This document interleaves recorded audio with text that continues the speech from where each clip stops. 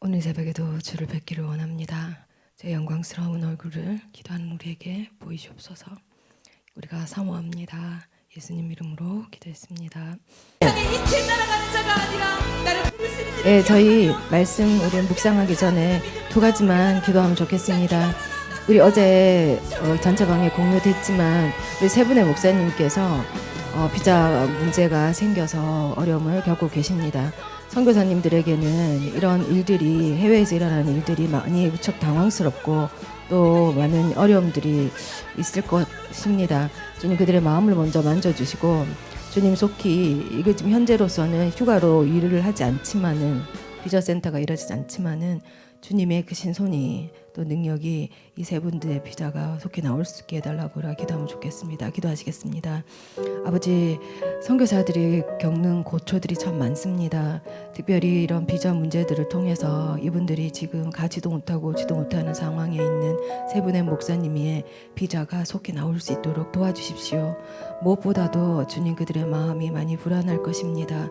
마음을 주님께서 단단하게 붙들어 주시고 주님께서 이런 시간들을 통해서 하나님의 하실 일들을 더 기대하고 우리 선교사님들이 이번 기회를 통해서 더 주님과 가까워지고 또 주님 하신 일들에 대해서 더 기대하는 그런 시간들로 보내게 하여 주십시오.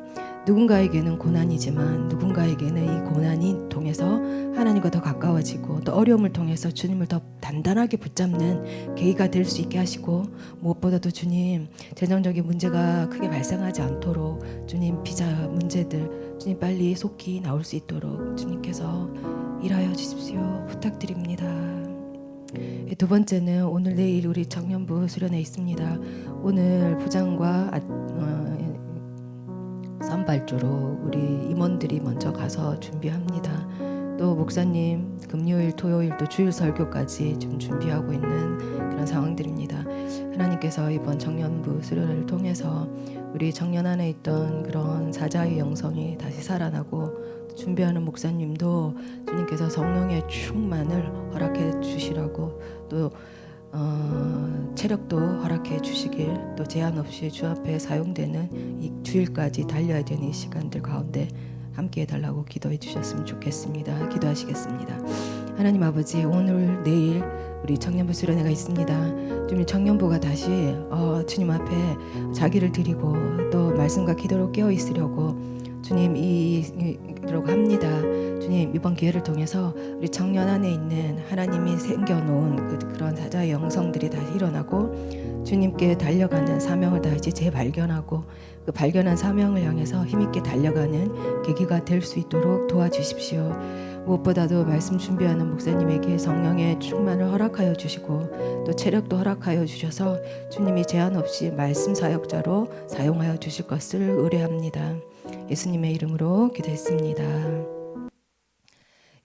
사방에서 모으리라, 이 마지막 징조에 대해서 예수님이 마지막에 하시는 말씀이 두 가지 있습니다. 사방에서 모으리라라는 주제로 오늘 마태복음 24장 29절에서 39절 잠깐 보겠습니다. 본문도 짧아가지고요. 그날 환란 후에 즉시 해가 어두워지며 달이 빛을 내지 아니하며 별들이 하늘에서 떨어지며 하늘의 권능들이 흔들리리라.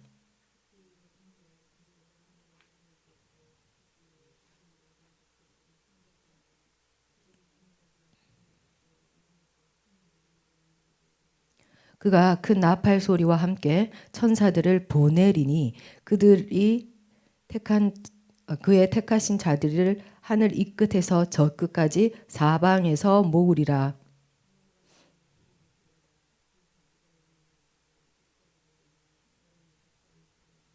이와 같이 너희도 이 모든 일을 보거든 인자가 가까이 곧 문 앞에 이른 줄 알라.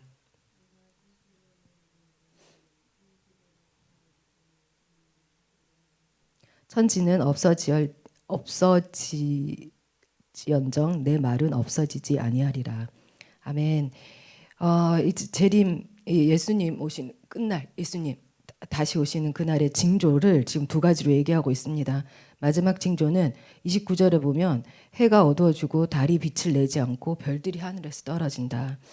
이 말씀을 보면서 생각나는 게 계시록 6장 생각났고 창세기 1장이 생각났습니다. 요 계시록 6장에도 우리 요한 사도가 똑같이 이렇게 봤습니다. 끝날에는 그렇게 할 것이다. 창세기에서 하나님이 천지를 창조하실 때 해를 만드시고 달을 만드셔서 밤과 낮으로 바꾸시고 또 하늘에 달 혼자 두지 않으시고 별을 만드셨습니다. 근데 이게 이제 무너진다는 거는 이제 끝난 날이 다가온다라는 것입니다. 그래서 이 해가 어두워지고 달이 빛을 내지 않고 별들이 떨어지는 것을 보면 그때 인자가 온다. 세상 만국이 이때는 인자가 오시구나. 그래서 30절에 보면 인자의 징조가 하늘에서 보이잖아요.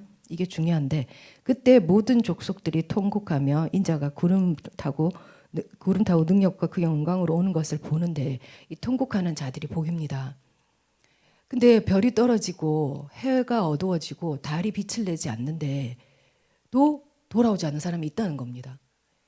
이거 말씀 묵상하면서 누가 생각났냐면 애굽의 바로가 생각났었어요. 이렇게 해가 떨어지고 별이 막 떨어지고 해가 어두워지는데도 10가지 재앙을 그렇게 내리는 대도 바로는 끄덕하지 않습니다. 자기 스스로 해볼 수 있다. 난 세상 왕이다. 그 당시 애굽이라는 나라는 대국이었죠. 그 나라를 믿고 여전히 내 자신의 해와 달과 별을 믿고 있는 사람들은 눈앞에서 해가 떨어지고 해가 어두워져도 꼼짝하지 않는다는 것. 장자를 죽일 때야 살짝 꿈쩍했습니다. 그런데 다시 그 안에 자기의 해와 별과 달이 있으니까 다시 이스라엘들을 추격하죠. 이때 정말 가슴치고 통곡하는 사람은 정말 인생이 심판에서 구원으로 갈 수 있다. 우리도 그 소리를 들을 때에 31절에 보면 큰 나팔 소리와 함께 천사들을 보내리니, 큰 나팔 소리, 계시록에 보면 나팔 소리는 하나님 말씀이거든요. 우레소리, 큰 나팔 소리와 함께 천사들을 보내서 이제는 사방에서 예수 그리스도 오심을 기다렸던 거룩한 주님의 신부들을 사방에서 다 모읍니다. 주님께서 모으십니다. 전 세계에서 모으십니다. 그날을 사모합니다. 아멘. 큰 소리가 날 때, 말씀이 들릴 때, 평소에 들렸던 그 말씀이 그대로 우리에게 들리고, 근데 그 소리가 어떤 소리는 나팔 소리라. 여러분 언제 하나님 말씀이 나팔 소리처럼 크게 들리십니까? 내 삶이 평온하고 내 자신의 해와 달과 별들이 내 안에 가득해서 자신만만할 때는 하나님 말씀이 안 들리거든요. 근데 내 인생에서 해가 어두워지고 달이 빛을 내지 않고 별이 떨어지며 그게 고난인데요. 고난이 목사님 항상 하듯이 고난 때에 축복이고 그게 그럴 때 하나님 말씀이 나팔 소리처럼 크게 들린다는 겁니다. 근데 기존에 다니던 분들이 저희 교회에 적응을 왜 못하냐면 고난이 왜 축복이에요? 목사님 말씀 너무 이해가 안 된다로 떠나시는 분들도 계셨어요. 말씀이 이해가 안 된다. 그러니까 기존 교회에서는 그렇게 말씀을 하지 않잖아요. 근데 고난은 정말 축복입니다. 내 해가 안 어두워지잖아요. 그럼 하나님 말씀 안 들립니다. 내 목소리가 들립니다. 그래서 오늘 이거 보고 적용하실 때 나의 해와 달과 별은 뭘까? 내가 의지하는 거, 좋아하는 거, 이 땅에서 하나님 말고 다른 내 마음의 왕으로 삼는 거, 주인 되는 거, 요것만 지고 싶은 하나. 이것만큼은 안 된다. 자식일 수 있고 배우자일 수도 있고 내 직장일 수 있고 명예일 수도 있고 생명일 수도 있고 뭐 여러 가지만. 근데 그것은 떨어져야 됩니다. 그래야 하나님 말씀이 나팔 소리처럼 들립니다. 희미하게 들리는 게 아니라 나팔 소리처럼 들리는, 이게 얼마나 복인가. 그러면서 너네가 이 무화과에서 배우라. 32절에 가지가 연하해지며 잎사귀 나면 그때 봄이야. 여름이 가깝다. 봄이 지나고 여름이 가까우니까 너희도 이런 징조가 보이면 인자가 문 앞에 있다. 가까이 있다. 진실로 내가 너에게 이른다. 이 세대가 하기 전에 이 일이 다 일어나는데 천지는 없어지정 내 말은 없어지지 않는다. 이 말씀은 반드시 일어난다는 것이고, 제가 이 세대에 반드시 일어난다. 예수님 세대 일어난다. 안 일어났잖아요. 그렇죠. 해가 떨어지지도 않고 나팔 소리도 전 세계에서 안 들리는 것 같고. 그런데 제가 그 다음 장 36절을 보면서 제가 깨달았어요. 그 24장을 쭉 읽다 이게 마지막이거든요. 24장 마지막인데 큐티책 토요일 걸 넘겨보면 36절에서 제가 좀 풀렸습니다. 그러나 그 날과 때는 사람들은 때에 집중하지만 그 날이 언제인지 궁금하지만 아무도 모르거니와 하늘의 천사들도 아들도 모른다. 예수님도 모른다는 겁니다. 오직 아버지만 아시느니라. 하나님의 날이십니다. 하나님의 날이고 그동안 예수 그리스도를 주인으로 모시지 않고 살았던 사람들은 심판의 날일 것이고 예수 그리스도를 여전히 사랑하고 주님 오시기를 기다리고 사모했던 순결한 신부들은 그날의 구원의 날이 될 것입니다. 아들도 모르고 오직 아버지만 아신다. 이 말씀 묵상하면서 어디까지 갔냐면 마리아하고 요셉이 생각났어요. 요셉과 마리아는 정혼을 했습니다. 그리고 결혼 아직 하지 않았어요. 그런데 그 이스라엘의 풍습을 보면 정혼을 하고 이 아들의 행동을 아버지가 보신대요. 얘가 한 사람의 가장으로 서는지 이렇게 보시는 거예요. 정혼한 상태지만 결혼은 해요. 결혼은 하는데 부부가 되는데 정혼 기간을 통해서 아버지가 보고 아버지가 결혼 날짜를 정하고 아시는 것처럼 아들은 뭘 하면 되냐면 아버지에게 보이쳐야 됩니다. 가만히 있는 게 아니라 우리 주님이 결혼 오시잖아요. 우리가 지금 정혼 상태인 것 같아. 우리가 주님 오시기를 기다리지만 사모하지만 가만히 있는 것이 아니라 천국 복음이 전파되도록 우리 자신을 하나님께 드리고 우리가 못 드린다 하지만 어제처럼 그런 기도 제목이 올라오면 우리가 함께 기도하고 또 영혼들을 위해서 앞으로 올 영혼들을 위해서 우리가 기도하고 또 복음 전파하면서 주님 오시기를 기다리는 그런 기간이지 않을까 그런 생각이 들어요. 하나 기쁨이 있다면 야구인데요. 이번에 큰 대회가 있었어요. 근데 너무너무 조마조마한 거예요. 한국이 8강에 기적적으로 올라갔거든요. 16년 만에. 근데 그 시간에 야구 하잖아요. 근데 3시간 전부터 막 두근두근 하는 거예요. 막 초조하고 이길까 질까. 근데 그게 아니라 평상시 내가 하던 일을 하면서 기다리니까 덜 초조하더라고요. 말씀 준비도 안 되고 막 그랬는데 그것도 생각이 났었습니다. 우리가 우리 할 일을 하면서 그 주님 오시는 그날을 우리가 사모하지만 그것만 기다리고 가만히 있는 그런 이단들이 아니라 주님은 그렇게 아버지만 아신다. 그러니 아까 주님께서 말씀하셨던 것처럼 우리가 복음 전파하는 것, 또 영혼 구원하는 것에 우리가 계속 준비되고 사모하는 우리가 되었으면 좋겠습니다. 예, 우리 5분 묵상하시고 나의 해와 별과 달은 뭔지 한번 적어보는 시간도 가지면 좋겠습니다. 그래서 모으십니다. 사방에서 모으십니다.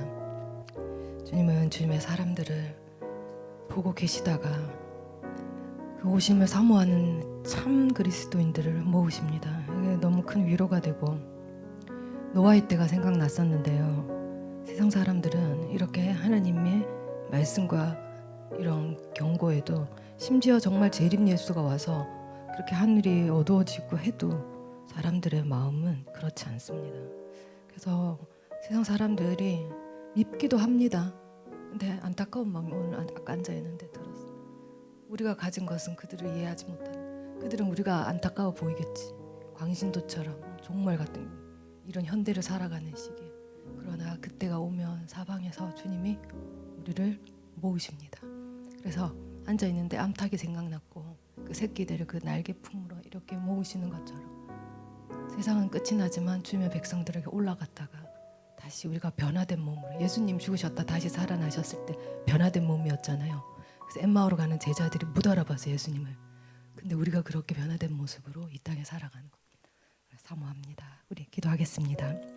주님, 아무도 주님을 기다리지 않는 것 같지만 여전히 주님을 사랑하는 사람들, 주님을 기다리고 주님 오심을 예비하고 준비하는 거룩한 신부들은 전 세계 곳곳에 있습니다. 주님 그날에 주님께서 사방에서 모으신다는 그 말씀이 너무 위로가 됩니다.